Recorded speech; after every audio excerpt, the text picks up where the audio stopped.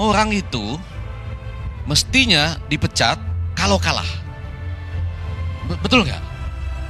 Ya kan? Jadi Sintayong ini, ya bagi Anda semua yang nonton yang kebetulan pencinta Sintayong lah gitu ya, ya mulai nangkap ya. Sementara kita juga mencintai siapapun pelatih yang membawa Indonesia ke arah yang lebih baik dan juara lah. Mulai dari Indra Safri, terus ada Nova, kemudian Fahri Husaini, ya kan, Bima Sakti dan semua yang lain lah, termasuk coach Sintayong. Nah, tetapi lihat, dia diganti ketika menang 2-0 lawan Arab Saudi.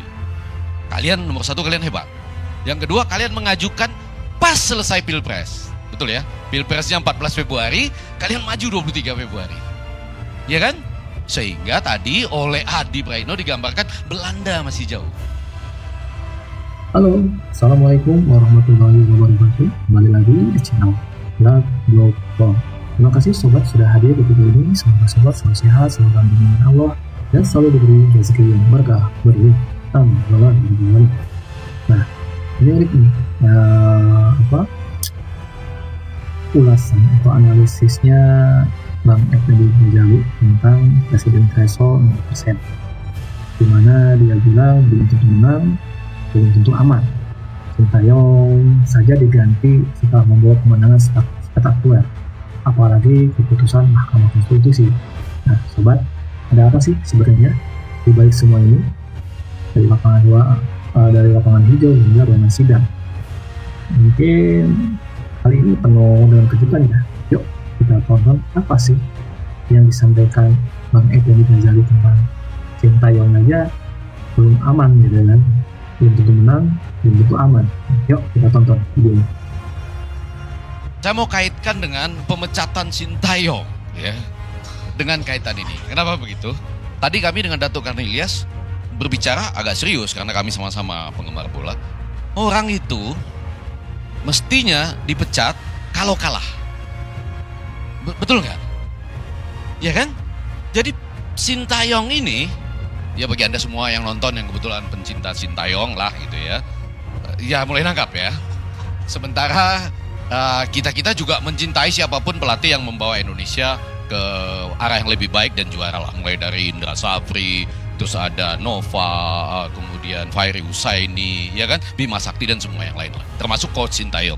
Nah, tetapi lihat, dia diganti ketika menang 2-0 lawan Arab Saudi. Sebuah prestasi yang tidak pernah dilakukan oleh timnas Indonesia dalam sejarahnya.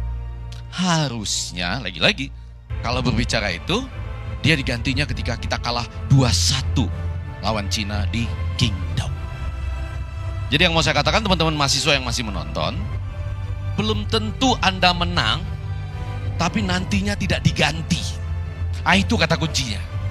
Waduh, keren, Rizky, Faisal, Enika, dan Salis ngangguk-ngangguk. Ya, karena agak berkaitan tadi dengan apa yang dipertanyakan oleh Pak Datuk Karnilias. Kenapa sekarang bisa menang? Kalian nomor satu, kalian hebat. Yang kedua, kalian mengajukan pas selesai Pilpres. Betul ya? Pilpresnya 14 Februari, kalian maju 23 Februari. Ya kan? Sehingga tadi oleh Adi Praitno digambarkan Belanda masih jauh. Ya betul ya? Orang masih, itu Pak Jokowi masih di singgasana loh. Tapi belum menyerahkan estafet kepemimpinannya kepada Pak Prabowo. Dan saya berani jamin bahwa saya berkali-kali berdiskusi dengan Pak Prabowo, Pak Hasim maupun Pak Mujani sebagai sekjen Gerindra, kami dari awal menolak. Dan kemudian ketika kami mau maju itu diberi dorongan, ya kan, untuk meniadakan presidensial threshold pada waktu itu. Tetapi, iya, karena itu dulu. Nah, karena itu yang mau saya katakan adalah, kenapa pada waktu itu Mahkamah Konstitusi bisa membuat keputusan yang memenangkan mahasiswa lain namanya Almas, tetapi sekarang bisa memenangkan ya Enika, Faisal, Rizky, dan Salis. Ini saya yakin ada kaitannya dengan dua hal. Itu keyakinan saya, nggak apa-apa saya keliru. Yaitu peralihan kekuasaan pada saat yang benar-benar baru, ketika orang akan awkward kalau bahasa Amerikanya, pengucapan Amerikanya, orang akan canggung mau bertindak. Jadi MK ini luar biasa juga. mengabulkan teman-teman mahasiswa yang dianggap beban perjuangannya itu adalah beban idealisme, ya. Waktu masukannya tepat, ditambah dengan kalau dikabulkan pada 2 Januari ya, dibacakannya, itu orang akan canggung mau ngasih komentar apa coba. Karena membayangkan kekuasaan sedang beralih, ya, lalu pemilunya masih jauh. Ditambah dengan ada lagi voting OCCRP itu gitu. Itu Anda boleh anggap atau tidak, tapi saya membayangkan. Enggak, saya pengen memperjelas saja. Maksudnya setelah Jokowi nggak berkuasa. Oh iya, kalau itu. Oh gitu. Enggak jadi. Pak Jokowi itu waktu dipertimbangkan masih berkuasa. Kan pertimbangannya lalu melewati batas penyerahan, ya kan? Tampuk kepresidenan kepada Pak Prabowo yang dari awal bersama-sama dengan kita. Lalu pasti dampak psikologisnya awkward tadi. Canggung. Jawabannya gitu tadi tuh. Ya, Jokowi mania aja juga ikut mendukung kan akhirnya gitu ya. Ya semua canggung karena belum membayangkan seperti apa. Tapi yang mau saya katakan, ketika menang pun melawan Arab Saudi 2-0 bisa diganti. Karena ada pertimbangan-pertimbangan selanjutnya. Yang mana kalau ukuran sepak bola 4 pertandingan lagi. 25 Maret lawan Australia di Australia, 25 Maret lawan Bahrain di GBK, 5 Juni lawan Cina di GBK, dan 10 Juni lawan Jepang di Jepang. Ada pertimbangan itu.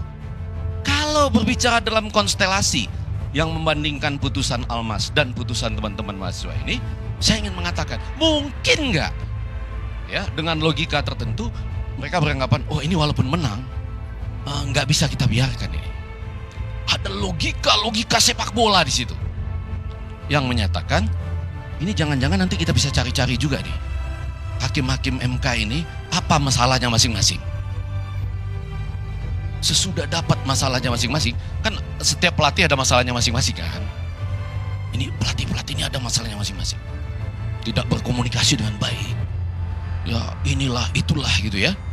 Lalu setelah itu mungkin nggak, saya ini harus membayangkan mungkin atau tidak, karena saya membayangkan setelah Bapak Presiden Prabowo terpilih dengan asta citanya, bayangan saya belum tentu terjadi juga, tapi saya selalu menyampaikan di sini, harusnya ILC ini kembali ke televisi.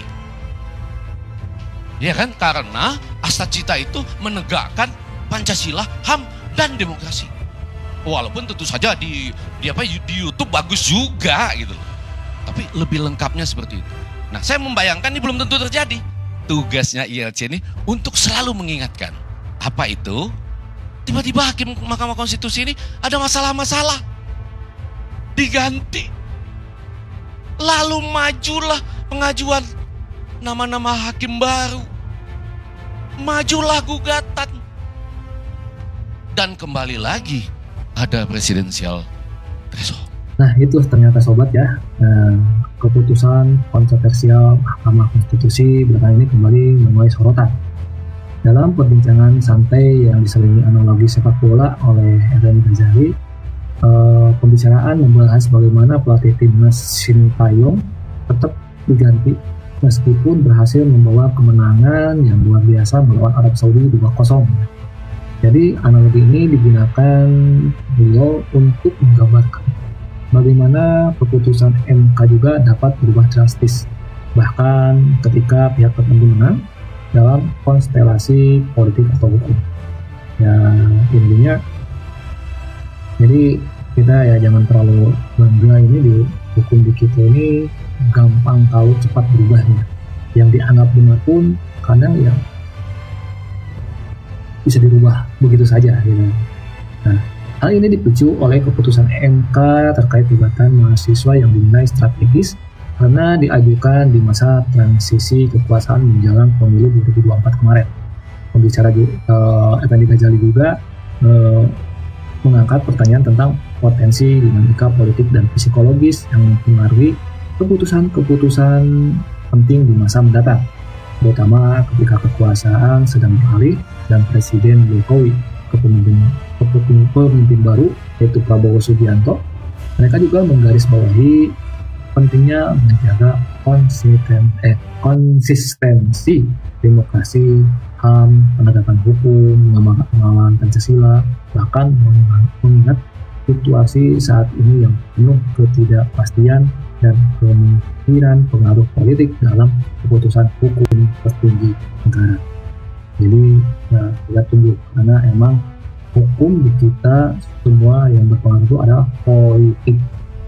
Gimana tanggapan sobat tentang ulasan ini?